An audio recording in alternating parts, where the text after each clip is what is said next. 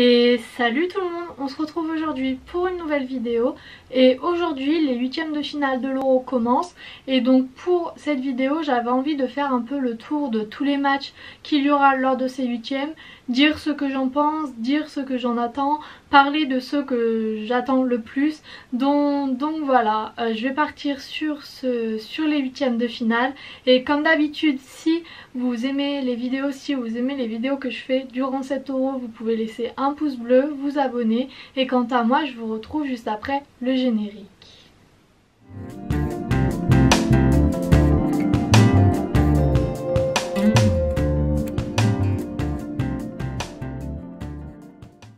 Alors le premier match des huitièmes de finale va être Pays de Galles-Danemark.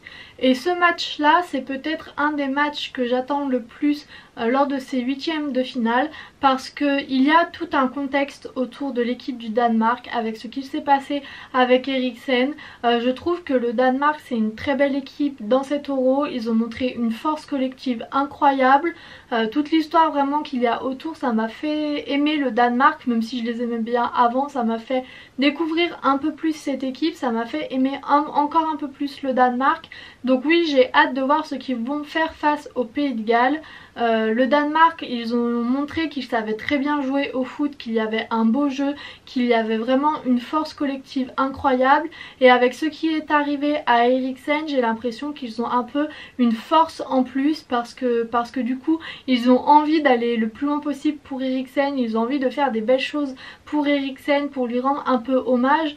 Donc oui, j'ai hâte de voir ce que cette équipe va faire. Et cette force mentale, cette force collective, on l'a vu en action lors du match face à la Russie où ils ont réussi l'exploit de se qualifier alors qu'ils avaient perdu leurs deux premiers matchs. Donc vraiment c'est une équipe qui, oui, je pense a quelque chose en plus, a une force en plus, donc j'ai hâte de voir ce qu'ils vont faire.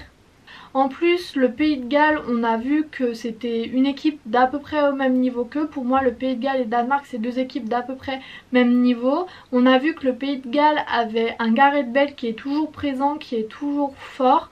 Donc contrairement à ce que certains auraient pu penser, on a vu qu'en défense ils ont des joueurs qui font des belles choses. Jorondo c'est vraiment une découverte et j'ai très bien aimé voir comment il jouait pendant les phases de poule. Donc voilà, c'est un match qui je pense va être très intéressant et je pense que c'est une très belle affiche pour commencer ces huitièmes de finale. J'aurais aimé que ça soit un match qui ait lieu plus tard dans la soirée. Le match a lieu à 18 h aujourd'hui. J'aurais aimé que ça soit un match à 21 h parce que c'est vrai que je pense que cette affiche méritait une meilleure horaire. Mais bon, les horaires ils sont pas faits en fonction des affiches, ça a été comme ça ça a été décidé comme ça depuis longtemps. Mais voilà, c'est un des matchs que j'attends le plus durant cet Euro.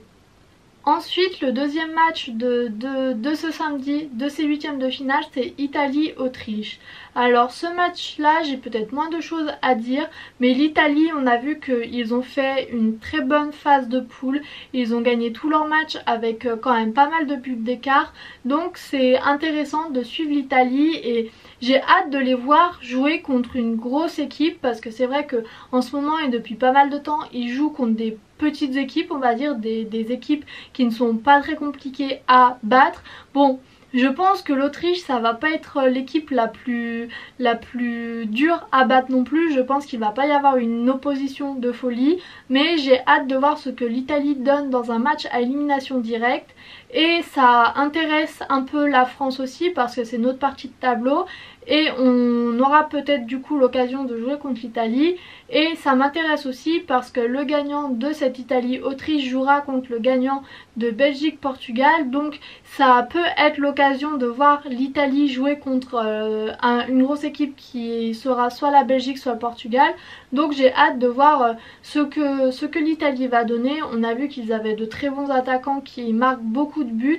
Donc ce match c'est peut-être pas celui qui m'intéresse le plus, mais j'ai hâte de voir le parcours de l'Italie en général, on va dire, pas juste ce match là mais plus en général, et je me projette déjà pour les quarts de finale. Donc voilà, l'Italie c'est plus pour ça, c'est plus pour le parcours en général que j'ai hâte de voir ce match là, que j'ai hâte de voir cette équipe jouer. Le prochain match que je vais évoquer, c'est Pays-Bas contre République tchèque qui aura lieu dimanche. Et ce match-là, c'est un peu comme pour l'Italie. Je pense que la République tchèque va pas offrir une opposition incroyable aux Pays-Bas, mais les Pays-Bas c'est un peu plus général aussi. J'ai hâte de voir ce qu'ils vont donner dans la suite de la compétition face à des adversaires un peu plus costauds, parce qu'on a vu que le Pays-Bas s'est retrouvé pas en grande difficulté parce qu'ils ont quand même gagné ce match, mais face à l'Ukraine ils ont été rattrapés de 2-0 à 2-2, donc j'ai hâte de voir ce qu'ils vont donner. On a vu que offensivement ça marchait bien, Depay et Wijnaldum ont fait une bonne phase de poule, je trouve, Wijnaldum particulièrement. Donc les Pays-Bas comme l'Italie, j'ai juste hâte de voir ce qu'ils vont donner par la suite avec une plus grosse opposition, face à une plus grosse équipe. Ensuite on rentre dans les gros matchs, Belgique-Portugal. Ce match là c'est peut-être un match que tout le monde attend, parce que c'est vrai que ça va être une très grosse opposition. On a vu que la Belgique et le Portugal avaient des faiblesses assez importantes et assez visibles. La Belgique, on l'a vu face au Danemark où la première mi-temps ils ont été complètement inexistants, où il y a eu une grosse faute défensive. Le Portugal, on a vu que défensivement c'était pas forcément hyper solide derrière non plus, donc ça promet d'être un match intéressant. En plus c'est un match entre deux équipes qui ont de grosses individualités. Du côté de la Belgique, je parlerai de De Bruyne qui a complètement changé le match face au Danemark, et du côté du Portugal bien entendu c'est Ronaldo qui, on le sait, peut être capable de renverser une rencontre, même s'il a tendance à moins le faire. On sait que Ronaldo c'est une valeur sûre et qu'il peut retourner le match en un rien de temps. Donc ça promet d'être un match très important, et en tant que Français ça nous intéresse doublement je pense. D'un côté ça nous intéresse parce que c'est notre côté de tableau, donc le vainqueur de ce match là on pourra potentiellement le rencontrer plus tard dans la compétition, et en plus en tant que Française, la Belgique et le Portugal de mon point de vue c'est un peu les deux nouveaux adversaires de l'équipe de France. La Belgique, il y a toujours cette Coupe du Monde 2018 qui reste en travers de la gorge des Belges, et donc on charrie souvent et c'est devenu un peu nos meilleurs ennemis. Et le Portugal, il y a toujours l'Euro 2016, il y a cet esprit de revanche qui n'a pas été complètement assouvi lors du match de poule. Donc je pense que oui, personnellement en tant que Française ça m'intéresse doublement, et quoi qu'il arrive sur ce match là, quelle que soit l'issue de ce match là, quel que soit le gagnant, je serai contente, car une des deux équipes se fera éliminer, que ce soit d'un point de vue français parce que ça fait toujours une grosse nation à éviter, ou que ce soit d'un point de vue supporterisme, un de nos deux ennemis qui nous charrie souvent sera éliminé, et voilà pour ce match là. On continue le tour de ces huitièmes de finale avec Croatie-Espagne. Ce match là c'est un peu compliqué à l'analyser parce que la Croatie et l'Espagne c'est de grosses nations du foot, de belles nations du foot qui ont fait de belles choses par le passé, mais qui en ce moment sont peut-être plus sur une pente un peu descendante. On a vu que les phases de poule de l'Espagne étaient très compliquées pour les deux premiers matchs, ils se sont réveillés un peu à la fin, un peu pareil pour la Croatie. Donc si ces deux équipes continuent sur leur lancée des derniers matchs de poule, ça peut faire un match très beau, très intéressant.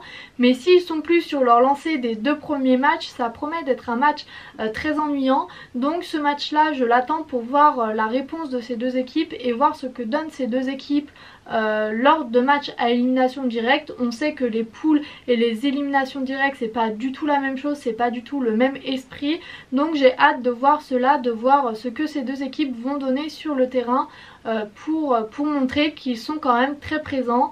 Et du côté de la Croatie on peut parler toujours de Modric qui est toujours là, et je pense que la Croatie va beaucoup s'appuyer sur lui et que ça va beaucoup compter dans le match. La capacité de Modric à faire bouger l'équipe, à faire jouer l'équipe, ça va beaucoup compter, et j'espère qu'on aura un beau match parce que c'est vrai que c'est deux équipes qui jouent plutôt bien au foot. L'Espagne a été championne du monde il n'y a pas si longtemps, la Croatie a fait une finale de mondial il n'y a pas longtemps non plus, donc voilà, ça peut être un beau match. J'espère juste que les équipes seront au niveau, et d'un point de vue français ça va nous intéresser parce que le gagnant de ce match là peut potentiellement être notre adversaire en quart de finale. Maintenant c'est au tour du match France-Suisse. Donc ce match là bien entendu c'est un des matchs qui m'intéresse le plus, voire le plus, vu que c'est la France qui joue.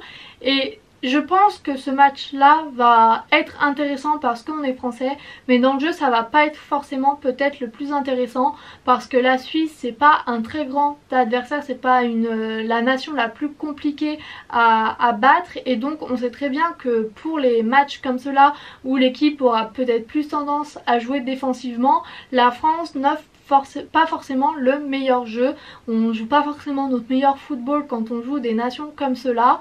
Donc ça, pour moi, ça peut être un match intéressant, et ça va être un match intéressant parce que on est français, c'est un match à élimination directe, on sait qu'il faut le prendre au sérieux, qu'on n'aura pas de deuxième chance, mais j'ai un peu peur du jeu qu'on va mettre en place parce qu'on sait très bien comment on joue que l'on joue face à des plus petites nations que les nations qu'on connaît habituellement, l'Allemagne, l'Angleterre, l'Argentine, tout cela. J'espère juste que Benzema a ouvert son compteur but lors du match face au Portugal, lors du dernier match de poule. J'espère juste qu'il continuera dans cette lancée et qu'il arrivera à marquer 1 ou 2 buts. J'espère aussi voir Mbappé marquer parce que c'est vrai que lui aussi a besoin d'ouvrir son compteur but. Donc voilà, j'attends pas forcément beaucoup de beaux jeux dans ce match là. J'espère juste qu'on le prendra sérieusement, qu'on offrira un minimum de jeu vers l'avant, un minimum de créativité, et qu'on verra certains joueurs marquer, comme je l'ai dit, Benzema, Mbappé. Je rentre maintenant dans les deux derniers matchs de ces huitièmes. Donc le premier match ça va être Angleterre-Allemagne qui jouera mardi à 18 h, et comme Pays de Galles-Danemark, j'aurais aimé que cette affiche soit une affiche de 21 h, mais comme je l'ai dit ça a été choisi avant. Mais ce match là va être très intéressant. À mon sens, l'Angleterre et l'Allemagne, c'est deux équipes qui ont beaucoup déçu lors de ces phases de poule. L'Angleterre, on a vu que c'était compliqué au niveau du jeu, au niveau des buts, au niveau de la créativité, donc c'était très décevant en phase de poule. Mais encore une fois, les phases de poule c'est pas comme les matchs à élimination directe. L'Angleterre devra être forte si elle veut réussir à battre l'Allemagne, donc je pense qu'ils vont aborder ce match différemment. Du côté de l'Allemagne c'est pareil, en phase de poule ils ont été quand même assez décevants parce qu'on n'a pas forcément retrouvé l'Allemagne qu'on connaissait il y a quelques années. Mais voilà, match à élimination directe, je pense que les deux équipes vont totalement changer de visage, qu'on ne verra pas l'Angleterre et l'Allemagne des phases de poule, donc ça promet d'être un match important. Et en termes personnels, moi personnellement j'espère que Harry Kane réussira à marquer, parce que comme Mbappé en France, Harry Kane n'a pas marqué dans ces phases de poule, et je trouve que c'est vraiment un gros point noir pour l'équipe d'Angleterre. Donc j'espère juste que Harry Kane réussira à marquer lors de ce match là. Mais sinon ça peut être un match très intéressant. J'espère juste ne pas retrouver l'Allemagne et l'Angleterre des phases de poule, parce que sinon ça va être un match très ennuyant. Ça peut très vite tourner à un match très ennuyant où il ne se passe pas grand chose. Et enfin, dernier match de poule, c'est peut-être le match qui m'intéresse le moins, donc je vais pas avoir grand chose à en dire. Suède-Ukraine, j'ai vraiment pas grand chose à dire. L'Ukraine c'est une des surprises que j'ai eues pendant les phases de poule, parce qu'ils ont fait un bon match face aux Pays-Bas. Après ça a été un peu plus compliqué les autres matchs. Mais voilà, j'ai pas grand chose à dire sur ce match là, c'est à peu près deux équipes du même niveau. Pour moi en tout cas, donc je pense que ça peut être une belle opposition, mais c'est vrai que c'est pas forcément le match que j'attends le plus. Voilà pour cette vidéo, c'était une vidéo assez longue, plus longue que ce que j'ai l'habitude de faire, mais j'avais envie de faire vraiment un point complet sur les huitièmes de finale avant le début des matchs. Donc voilà, j'espère que cette vidéo vous aura plu, et quant à moi je vous dis à demain pour une nouvelle vidéo, et salut!